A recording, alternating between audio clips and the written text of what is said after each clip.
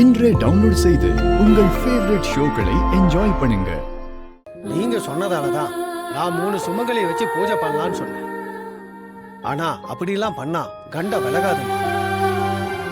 கண்டிப்பா ஐயாவோட பொண்ணு வந்து செஞ்சாதான் இந்த பூஜை பலிக்கும். வேற யாரு பண்ணாலும் அதுக்கான பலன் இருக்காது, பாத்துக்கோங்க. நான் எப்படியாவது வர வச்சிருவேங்க ஐயா. சரிம்மா, நான் வரேன்.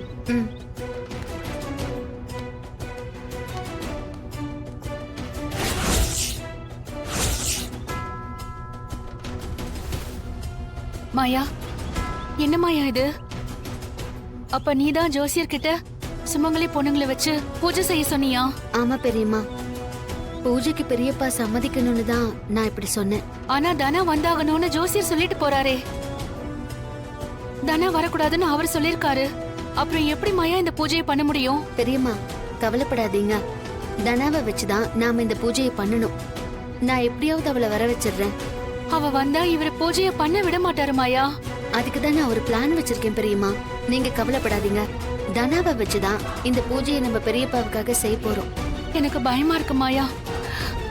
இது அவரோட உயிர் சம்பந்தப்பட்ட விஷயம். ஏதாவது விபரீதம் ஆயிடுச்சுன்னா?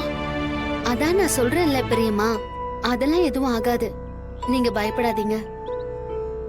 நான் தனாவை கூட்டிட்டு வந்து இந்த பூஜையை பண்ண வைக்கிறேன். நீங்க தைரியமா இருங்க.